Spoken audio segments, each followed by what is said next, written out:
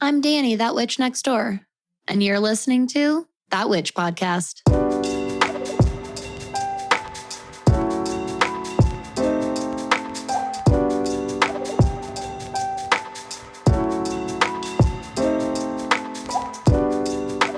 Hello, everybody. Welcome to the mystical, magical neighborhood. I'm Danny. I'm that witch next door. I'm your host, your guide, your instructor, and mentor in all things magic, witchcraft, astrology, and witchy business. I am loving this Applicable Astrology Miniseries. If this is the first time that you are joining us today, hi, welcome. So glad to see you. You should probably stop right now. Just kidding. But seriously, you might want to go back a couple of episodes and start at the first Applicable Astrology episode so that you feel nice and caught up. Because today, my friends, we are really not wasting any time in this series. We have so much ground to cover before we can really start understanding how to actually integrate and implement and, yes, apply all of this information. We got to get through the info first. So without further ado, today we are emerging. We are now entering the journey on the top hemisphere of the astrological wheel. You can go to thatwitchnextdoor.com/resources right now and look at a copy of an astrological wheel that I found on the internet. This, by the way, I couldn't find the maker of this. It was just the most, it was the most cohesive diagram I could find with the information I was personally looking for. There's all different kinds of diagrams of this style out there, so feel free to kind of look for one that resonates with you. But this I felt like was the best visual for our show and what we have been focusing on. So you can have that pulled up and let's do this. We are into the 7th house. Today's 7, 8, and 9th houses. So we talked a little bit about this, but what's the difference between the lower hemisphere, the lower half of the zodiac wheel, and the top half? The bottom portion, we really interpret and see these areas or stages of life as our internal experience and our internal world. This is very, very personal stuff. Everything from 7th house to 12th house on the top half of the wheel is very, very external, very outside of you, very out in the open. In fact, the bottommost point of the chart, the IC, is the most inward, private, hidden, if you will, part of yourself. Okay. Hidden if you want it to be, but typically it's usually pretty deep in there. And your MC or your midheaven is the top point of the chart. And that is the most external point of the chart. I always tell my clients it's kind of like rising sign on high. It is very external. Okay, so we'll be getting there, but that is kind of the deal, kind of the difference. The whole lower half, part of the journey, part of the experience is really a very, very personal journey. And when we step into the 7th house, the house of Libra, we really come out of ourselves. And the way that we see this is in partnerships. This is what the 7th house is all about. So 7th house, Libra is here, like I already said. Libra is ruled by Venus. This is an air sign, and this is a cardinal modality, okay? So we are initiating here, and I love this because I want you to think of this as initiating meaningful connections with people.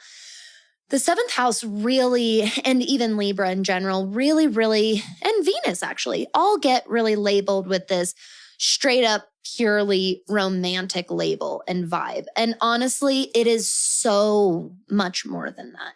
Venus, Libra, and the 7th house in general is so much more than just our romantic relationships. And I'm not downplaying romantic relationships. I know that it's a very meaningful part of our lives for a lot of us. For many people, romance and love in our life and experiencing that is a high priority. There's absolutely nothing wrong with that. I just don't want to be limiting. I don't want love and romance to be limiting our, experience, because there is so much more to experience here in this house with this energy. So that's why you will often hear astrologers refer to this house as the house of partnerships of all kinds. Okay. So this can be anywhere from a romantic partner, like I said, but even a business partner. Okay. This is anybody that goes a little bit below or beneath, deeper than just the surface level kind of a deal. Okay. In the third house, when we very first opened up for interaction with other people, this is, like we talked about in that episode, very day to day, very surface level. And seventh house and in Libra is where we really seek deeper, more meaningful, and honestly, this is a big, big key word for this energy in this house, more long-term connection, okay? Even though, and I think this is why Libra struggles a little bit, Libra is a cardinal sign, and so it moves very initiative, right? It's very instigative, spark. That means that it can be very impatient. I don't see Libra actually impatient the same way that Aries is, for example. However, one trait they definitely share, because Libras overall can be very, very laid back, very go with the flow because of that Venus rulership. The commonality, though, is boredom. Libra, though a relationship and connection seeker, can become bored very, very easy in relationships. Mostly because that cardinal energy needs, and especially because it's air cardinal energy, we need a lot of stimulation here. This is why I get really hot-headed about some of the stereotypes about Libra being these like dumb airheads. Look, no offense, but honestly, kind of a little bit of offense to you if you think that and say that, because it's not even close to the truth, in my opinion, at all. Libra is, first of all, represented by the Justice card in tarot. And if you've never seen that, look it up right now and tell me that that isn't some seriously dignified diplomatic energy. It's this house of harmony and balance. There's Venus rulership, which means that there is so much intuition and empathy, like real beautiful, receptivity here. But it's also an air element, which means there's a lot of action taking and initiating. This is where it gets its balance from, by the way. It used to be called, it balances its feminine and masculine energy. Now I would try and say it balances its action-based behaviors with its passive-based behaviors, okay? And I think that some Libras, again, because they're seeking balance, that's the big lesson in this house and in this energy of this sign, is harmony in this area of life, okay? Balancing them, which means when you got a lot of energy focusing on your seventh house, typically this is you needing to focus on or being tested in very disaligned relationships, very unbalanced relationships, and having to work through that disharmony and bring that into alignment. So there can be a lot of struggles and challenges here, but that does not mean that Libras are stupid. I'm sorry. I'm just so tired of seeing that. Libras are like dumb airheads or whatever, and like, ditzes. You know what I mean? That's what it always is, ditzes. I think that Libras will overly self-sacrifice for the sake of harmony. But I think that comes from a really pure place of seeking harmony and learning how to actually effectively create harmony. And that's just part of their learning journey. So I hope that gives you a little bit of open perspective on that house, because I think that it usually gets kind of just labeled, it's the house of marriage and relationships. And there's no, in my opinion, there's like no depth to that. So I hope that that opens up some doors for you. Let's now venture in, and what a venture it will be, into the 8th house. This is the home of Scorpio. This house is ruled by Pluto, which means this is a water house, and the modality here is fixed. If Libra, and the 7th, is partnerships and unions, you may say, then the 8th house is the merging of unions. I want to say I heard that term in Astrology for Yourself, the book by Demetra George and Douglas Bloch. I will link it. There we go. Had to write it down. I'll link it for you below. I'm pretty sure that's where I heard this. I've heard it in multiple places, but I'm pretty sure that was the first place. The merging of unions. And this is where we get intimacy. This is where we get sex. This is where we get death. This is where we get rebirth and transformation and power, and also self-destruction. Because when those unions and partnerships get to the level of merging, some kind of death happens. Usually it's the death of the old version of that relationship. Here's a really good example. My husband and I have been friends since we were 13 and 14 years old. So we met in 2003. And we've been close friends ever since then. Like, this isn't just a guy I went to school with. Like, we've been close friends since we were in 7th and 8th grade. And we had quite an established relationship, friendship, and dynamic for fucking years before we started dating, because we didn't start dating till I was 22, I'm pretty sure. 22. And so, okay, so almost 10 years of a relationship foundation. When we made the choice to really like elevate, if you will, that relationship, right? We were in some ways killing, and our old relationship was dying. It doesn't mean that parts of it aren't always going to be there. Of course, we're always there. You know, I think that we have so much deep fear about death and loss, that even transformation, which is something that we're all literally seeking, in my opinion, we constantly self-sabotage because death is scary and losing things are scary. But there was this death of our old friendship to make way for the new relationship and honestly new friendship that we now have. And honestly, since we've been together, we're celebrating our 9-year anniversary this year. Our anniversary is November 18th, so next week. And this is 9 years for us being together. It's our 6th year being married. And believe you me, there have been a couple of more relationship deaths within that time, and we have rebirthed our relationship. And even within that, we have died and rebirthed ourselves many, many times. We're always growing and shedding.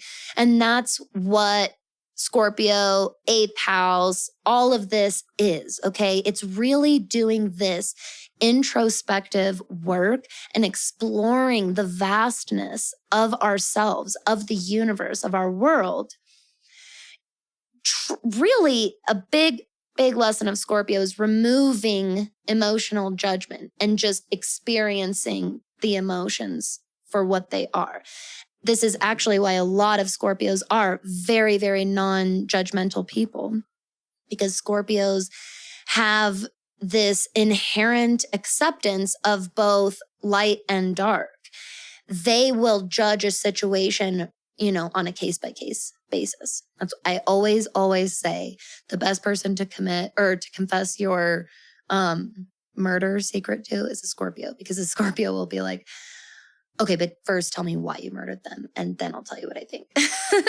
They won't judge you right off the bat. They'll want to hear the whole story first and then make a judgment. That's how Scorpio operates. So Scorpio is modernly ruled by Pluto, but I do want to mention that Scorpio is traditionally ruled by Mars. And the way I work with this personally as an astrologer is I say that this sign is co-ruled. It is ruled both by Mars and Pluto, who in turn have their own parallel and relationship to one another. Mars is the lower octave of Pluto, but that is not for a couple of episodes in this series. So put a pin in that. But do know that there is a co-rulership here. This means that even though Scorpio is a water sign, there is a pretty big influence of fire energy here, okay? And this really will do well to help you understand the energy of this sign. Scorpio is still water and a big, big sign of emotion, but it operates, honestly, very similarly, in my opinion, to a combination of like Aries and Capricorn. I have always thought that Scorpio is like a blend of those two signs. I don't know. I've just always have seen the overlaps there. So this is the house where our power comes from and our occult knowledge, okay? This is the only sign and energy, Scorpio, that can regenerate itself. We talked about this on the Scorpio new moon episode. And so because of this superpower, Scorpio usually tends to have a natural fear or avoidance of death, AKA, because I bet a million Scorpios right now, or Scorpio placements are like, nuh-uh, rock on, I love the darkness. It's change, okay? That kind of death, transformation, the death of the old, the welcoming of the new. There is a lot of avoidance here when it comes to some of the unevolved or like shadowy qualities of Scorpio. When Scorpio fully embraces its full spectrum of light and dark within itself, therefore it embraces all versions of itself, past and present. It then therefore masters its power of regeneration, okay? This is why it's the house of shadow work. None of that cool, beautiful superpower is accessible without delving into our depths, okay? Honestly, if you want some more vibes and kind of explanation around this energy and you haven't listened to it already, go listen to that Scorpio new moon episode with Ashley of Starseed Shadows and myself. It is a really, really beautiful, raw, authentic example of Scorpio energy, I think. Now, once we master this regenerative quality and power, we then move into and venture, I love that word for this, we venture into the 9th house and the home of Sagittarius. In this house, we're ruled by Jupiter. This is a fire house, and the modality here is mutable. We are flexible here. We're flowing here. We're adapting here. In Sagittarius specifically, we do see a lack of roots because there is this ever moving, and I would say more specifically, there's an ever seeking quality and energy to this sign, okay? This is why Sagittarians are so adventurous and in their own way impulsive. It's not the same kind of like impatient impulsiveness, the way that like Aries fire impatience might look like. Or impulsiveness might look like. It's more of YOLO energy, like really carpe diem energy. So because of this, Sagittarius recognizes the value in being able to move and follow wherever your intuition guides and calls you. I think that Sagittarius is one of its biggest lessons is it needs to learn how to master the art of creating stability for itself wherever it goes. Because otherwise it's almost like a drug of this house, this constant seeking, constant movement. It becomes restlessness here, okay? That's the kind of mutable energy here. It can definitely get restless. However, some really beautiful, beautiful areas of life that we explore in this house, and boy, do we explore them, is higher learning, philosophy, psychology, sociology. This is really where we take what we've learned in the 7th and 8th houses, and we just let ourselves run wild and explore and experiment and seek. That's, to me, such a beautiful, beautiful representation of the rebirth that came from Scorpio, is it gave this sense of newness and wonder to Sagittarius and the 9th house in general. This is the house to look to when you are, honestly, I think that a lot of us in our generation, and hopefully coming in the younger generations as well, is this resurgence in curiosity and the excitedness and eagerness to learn new subjects. Especially, I do think one of the crazy kind of cool things that came out of fucking quarantine last year is it reignited so many people's curiosity. So many people just started researching and learning all kinds of things, all freaking kinds of things. This is very, very activated 9th house energy. So this, in my chart, for example, I have an empty 9th house. And so I find that I can get lost in like a really beautiful way in this house and like let myself fall down like the learning and educational rabbit hole, because my 9th house is in Aries. So I can be really just like spontaneous about it. And all of a sudden I'm like, yes, today I'm going to make today about learning all about, this is so funny. I will go on random binges. One of the most recent and one of my most personal favorites in the last couple of years is I became obsessed with learning how evolutionary wise and like psychologically, how we as a human species went from being nomadic, hunter gatherers, et cetera, and like in the Paleolithic era, and then became civilized human beings, like Homo sapiens all of a sudden, we were, you know what I'm trying to say. I'm not a scientist enough to be accurately using the terms that I'm trying to use right now, but I needed to know, when did the civilization part happen? When did like population start growing? When did it turn from like individual families and small communities and colonies into these large giant civilizations and cities and stuff? And see, so my Aries 9th house, like I can just, it's empty. I can just access it and dive in there. But because it's an empty house, it also is an area that's not, pulling and drawing my attention to that area of life. And so I can inadvertently and accidentally sometimes totally and completely neglect my own studies. And this is where I have to do and remember, and this is a big reminder of 9th house and Sagittarius and, quite frankly, Jupiter energy. It's not all fun, bright, light, truth-seeking all the time. There's darkness and there's shadow work. We still need to make sure that we are doing these self-audits, okay? We don't want to forget the lessons that we learned in the 8th house, okay? And get into the 9th house and honestly waste a bunch of potential because we wasted our lessons and everything we gained and learned in the 8th house, okay?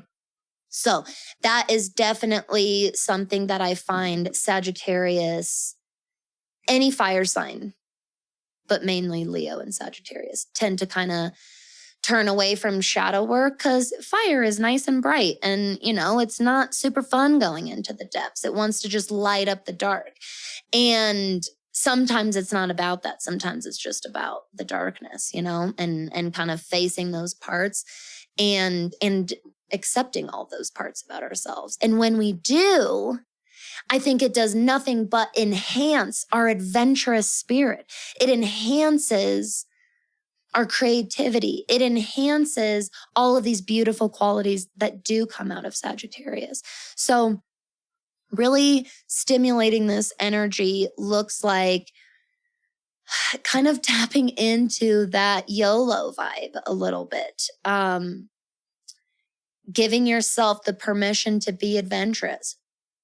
Maybe it's as safe as trying a totally random item on the menu that seems really, really adventurous. Maybe it's, trying a whole different type of cuisine that you've never tried before, and it's that type of adventurous. Or maybe it is being super, super adventurous and planning your next trip. But honestly, I think that one of the best ways to activate our ninth house is through like intellectual stimulation. I really, really do. I think that there's a big physical adventurous stimulant and aspect to this house. But when you do find that you might feel confined by different physical restrictions or regulations that might be inhibiting some of our adventurous spirits and activities and adventures right now. How many times can I say adventures? There is a way to achieve and activate and satisfy and stimulate that energy within some of those confines. So this is where really challenging yourself to new ideas comes from. Start looking at things from other people's perspective. Maybe a subject that you are so crazy, firmly, passionately for or against. Try to do this, try to take all of that, all of those lessons that we learned in the 8th house and emotional lessons that we learned in Scorpio, bring that into Sagittarius and let Sagittarius' superpower of studying and being open-minded and seeking new ideas allow you to maybe start exploring where other people have been coming from, what other people have been experiencing. That's my big gold nugget of advice for you that I'm going to leave you with today. I think that that's a really good one too. Especially given the state of our crazy and magical, but still crazy world. Well, everybody, we're really making our way here. And I love it. I hope that you're liking these digestible little bite-sized episodes about the houses. We have now made it through the first quadrant of the top hemisphere, which means we have in total made it through 3/4 of the astrological wheel. Next time on the next episode, we are going to finish up our little tour of the zodiac here with houses 10 through 12. So Capricorn, Aquarius, Pisces. And after that, we're really, really going to start talking about, okay, now that we're really getting big chunks and pieces of information, where are we going to start effectively and practically applying this so we can actually fucking use it? There are going to be, I will say, so I wanted to hammer out these houses episodes so that we can just get the whole astrological wheel under our belt. But after that, I do want to let you know that throughout the Applicable Astrology Miniseries, I'm still going to be peppering in a couple of different episodes. I have a couple fundamentals of magic episodes coming up. I'll have another guest episode coming up later on for the Sagittarius new moon eclipse. So be on the lookout for all of these new fun spiritual cosmic witchy episodes. I'm just loving this so much. And I'm loving the feedback. Keep it coming my way. I love knowing that I'm putting out what you want to actually hear. And if you're having any breakthroughs, if you're having any questions, anything that's coming up for you, during these episodes, while we're talking about the energy of these signs and houses and planets and things, let's talk about it. I am going to have some availability opening up in December very, very soon. I'll be announcing my December books opening up, and I will probably be booking probably 3 to 4 one-on-one sessions with anybody that would like to do some personal astrology development or some business astrology development. And then lastly, I am still taking a couple last applicants for my Think and Grow Witch mentorship program. I already have 2 absolutely amazing and incredible clients that I'm working with right now within the container. And it's just, I cannot say enough how humbling this experience is. It's so beautiful watching these 2 transform right before my eyes with the gift of astrology and witchcraft and basic business development information. It's really, really amazing. So if this is something that you're interested in, if you are a passionate, witchy, cosmic entrepreneur, you are ready to take your business seriously, you are ready to claim the lifestyle that you want, step out of that cookie cutter that we all got shoved into. No, it's not just you. We all feel that way. Is it just me that I didn't want to, follow the cookie cutter path? No, it's not just you. And if you're ready to claim that and have a mentor that is dedicated and committed to your journey and your success and growth, I would love to talk. You can submit your application today. Submitting your application doesn't commit you to anything. All it does is let me know that you are interested and serious about working together in the program, and we can set up a totally free, zero obligation discovery call to answer your questions and see if the program would be a good fit for you. There's lots of payment options available. I'm very, very flexible because I just want to work with the right people. Okay? All right. Thank you all so much again for being here today, for being here every day. I love you so much. All of my neighbors. This is the best neighborhood around. Y'all know that already though, don't you? All right, everyone, until next time, I'll see you, and you stay magical out there. Hey, thanks for listening to this week's episode of That Witch Podcast. If you enjoyed what you heard here today, I would be really grateful if you would head over to iTunes right now and leave a super nice 5-star review. You can follow me on Instagram and TikTok at thatwitch.nextdoor. I love connecting with all of you outside the show. Keep those questions, keep those comments coming. You can send fan art, suggestions for topics on the show. You can nominate people to be interviewed on the show. Send anything like that to thatwitchnextdoor@gmail.com. And if you'd like to work together, I am offering a really amazing mentorship program. I'm only offering a very, very limited number of spots. You can submit your application and learn more on my website. And you can also book a one-on-one session with me at thatwitchnextdoor.com. Thank you so much again, and I'll see you all next week.